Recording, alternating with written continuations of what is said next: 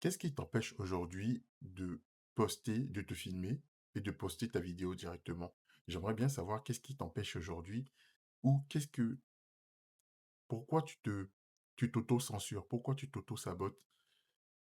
Tu veux poster du contenu, tu as peur, tu réfléchis, tu écris pendant 5, 10, 15 minutes, 1 heure ton script, tu retournes ton script, tu pars sur YouTube, tu regardes des vidéos, peut-être la vidéo que tu regardes actuellement, et tu te dis: Je suis pas aussi à l'aise, je ne pense pas être à l'aise devant la caméra. Là, tu vois que je fais des E1, je regarde un peu, je pose des questions, et cetera, et cetera.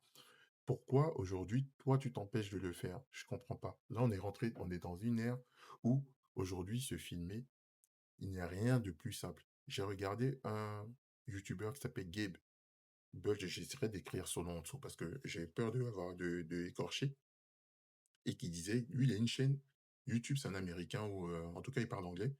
Il a une chaîne YouTube à 800 000 abonnés. Donc les 800 000 abonnés, il a dit que il sait pas pourquoi les youtubeurs, les nouveaux créateurs ont cette peur-là, alors qu'en fait, c'est nous qui sommes les plus libres, en fait, sur YouTube. Là, vous voyez, je suis totalement libre. Entre guillemets, je n'ai pas de communauté à qui rendre des comptes. C'est-à-dire que si ma vidéo, elle est extrêmement nulle, il y a peut-être une personne qui va la voir, ce sera certainement moi, et peut-être personne d'autre ne va l'avoir. Donc, je ne sais pas. En plus, ma femme, je vais vous poser une question. J'avais une vieille chemise. Là, c'est une aparté. J'avais une vieille chemise en jean et il y avait ouais, les manches de ce côté-là, sur le côté droit, qui ont craqué. Donc, du coup, hier, j'ai décidé de couper, de couper les manches.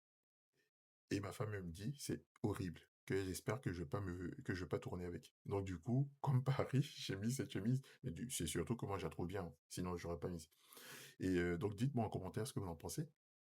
Mais en tout cas, il a dit, donc Gabe, je reviens sur ce qu'il disait Gabe, que on est libre. On est encore plus libre quand on n'a pas une communauté, on n'a pas une grosse communauté, c'est-à-dire que la vidéo soit bonne, qu'elle soit pas bonne, qu'elle flop ou quoi que ce soit, on est, on a de compte à rendre à personne. Donc, c'est-à-dire que la vidéo, en fait, on est très libre. Lui, à 800 000 abonnés, il perd de l'argent quand une vidéo n'est pas bonne.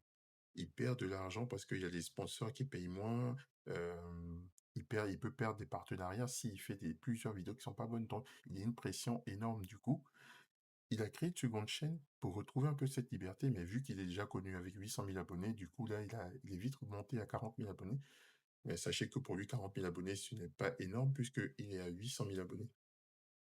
Mais c'est pour vous faire comprendre que il faut pas s'auto-censurer. Moi compris dedans, j'ai mis du temps, en fait, à me dire que je pouvais venir tout simplement devant la caméra, ne pas être en train d'écrire un script hyper long et, et poster la vidéo. Là, quand elle sera terminée, je vais juste mettre un filtre sur la vidéo, comme je vous disais hier, et la poster. Vous imaginez la puissance que c'est, c'est-à-dire qu'on peut à l'infini, dès que j'ai un sujet en tête, j'ai qu'à prendre. Bon, en général, comme je vous ai dit, moi je filme avec mon ordinateur, mais je peux prendre dans la rue mon téléphone portable et parler. Il a juste dit un truc.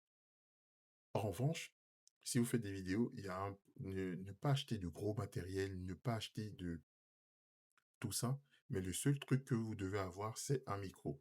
C'est un micro, c'est pour le son, parce que la qualité de son, une mauvaise qualité de son, ça fait des gens partir sur la vidéo. Et ça, je rejoins dessus. Après, encore une fois, il n'y a rien d'obligatoire. Si le sujet intéresse, crois-moi que avec du son de qualité ou pas, les gens vont rester. Tu pourras mettre des sous-titres si, quand tu remontes ta vidéo, tu entends que le son était nul. Mais il ne faut pas s'auto-censurer. Et ça, je vais répéter pendant des jours et des jours et des jours. Là, on est sur le 5e jour du challenge. En fait, le 5e jour des 90 jours où j'ai décidé d'uploader. Mais vraiment, je vais les répéter pendant ces 90 jours-là. Je suis en train de terminer l'écriture du Content Framework que je vous mets disponible en PDF. Je me demande si je vais tourner une vidéo pour ce Content Framework-là ou si je vais tourner une vidéo qui va être pour la formation que je suis en train de créer sur la création de contenu. Bon, en tout cas, voilà, sachez que moi, je suis sur YouTube depuis 10 ans.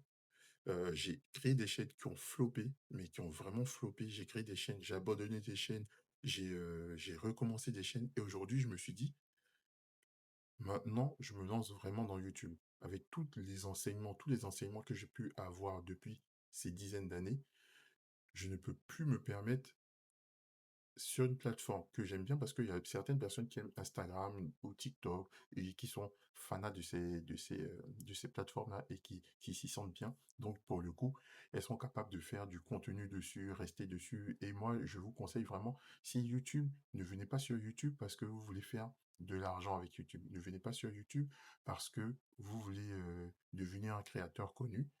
Ne venez pas sur YouTube parce que pour ce genre de raisons-là, en fait. Si vous venez sur YouTube, ça doit être, je veux pas dire parce que vous vous aimez, hein, non, c'est pas un amour non plus, mais je veux dire, c'est parce que c'est une plateforme sur laquelle vous vous sentez bien. Une plateforme sur laquelle vous aimez créer du contenu, vous avez quelque chose à partager ou pas, mais c'est une plateforme sur laquelle, en tout cas, vous vous sentez bien et sur laquelle que vous regardez également parce que il faut consommer, en fait, les plateformes sur lesquelles on veut produire. Pourquoi? Parce que ça permet inconsciemment d'avoir certains codes. Ça permet inconsciemment aussi, et même quand tu suis des chaînes, ça donne à YouTube, en fait, une idée que tu es une vraie personne et pas une IA. Et aussi, le fait de chercher ces vidéos-là, ça va te permettre, toi, en voyant ces personnes-là, parce que moi, aujourd'hui, pourquoi je suis à l'aise comme ça? C'est que j'ai vu plein de personnes faire des vidéos, gars que je regarde dans plusieurs thématiques, que ce soit le business en ligne, que ce soit le montage de vidéos, que ce soit YouTube, la création de contenu, la création de vidéos, la création de réseaux de vidéos, etc. Et ces personnes, quand elles parlent, elles sont à l'aise. Et c'est ce que j'ai remarqué. Et s'il y a un conseil ou vraiment je pense l'astuce, je sais même pas si c'est une astuce ou peu importe, c'est vraiment être à l'aise face à la caméra. À partir du moment où vous serez à l'aise face à la caméra, peu importe ce que vous allez dire, les gens vont vous écouter. En tout cas, les gens qui ont envie de vous écouter vont vous écouter. Mais en tout cas, soyez à l'aise. Soyez à l'aise face à la caméra. Pour vous, ça va être vraiment un game changer parce que là, aujourd'hui, vous voyez, je peux vous tourner dans une journée 20 vidéos. 30 vidéos. C'est juste le temps qui, en fait, peut me limiter. Mais des vidéos de 10 minutes, 15 minutes, 20 minutes, je peux en tourner à l'appel. Je peux vraiment tourner à l'appel. Et vraiment, soyez à l'aise. Soyez à l'aise. Et pour en tout cas les nouveaux créateurs, vraiment le content framework, c'est quelque chose qui va vous aider. C'est quelque chose qui va vous aider. Soit pour trouver votre sujet, soit pour comment parler face à la caméra, parce que ça, c'est vraiment un game changer.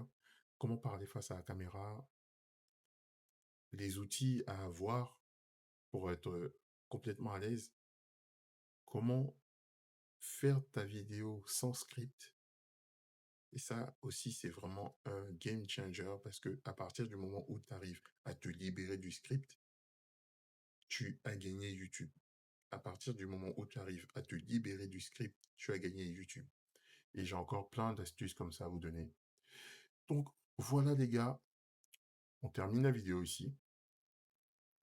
J'espère que c'est une vidéo qui vous a plu. J'espère que vous apprenez des choses. Et j'espère tout simplement que vous prenez plaisir à revenir là. Donc voilà. Et en plus, sachez, avant que je vous quitte, sachez que c'est très fort parce que quand on a une chaîne YouTube là, comme la mienne, il y a que deux, pour l'instant, je cumule que 2 vues au jour. Actuellement, je cumule que 2 vues. D'accord? Cette vidéo, elle va sortir le lundi 3 août. Là, on est le dimanche 2. J'ai déjà tourné une vidéo tout de suite. Là, je suis en train de tourner la seconde vidéo là. Donc, actuellement, on est le dimanche 2 août. J'ai la tête, je regarde mon ordinateur. Je sais pas si je peux vous faire regarder. Donc là, c'est une Elro. On a, vous voyez, 0 vue là. Sur celle-là, il y a une vue. Et sur celle-là, il y a une vue. Donc, aucune vue quasiment sur le contenu. Aucune vue quasiment. Vous voyez? Et malgré ça, continuez à filmer. D'accord? Ayez confiance à ce que vous faites. Donc, on se retrouve, nous, demain pour une nouvelle vidéo. Portez-vous bien. Ciao.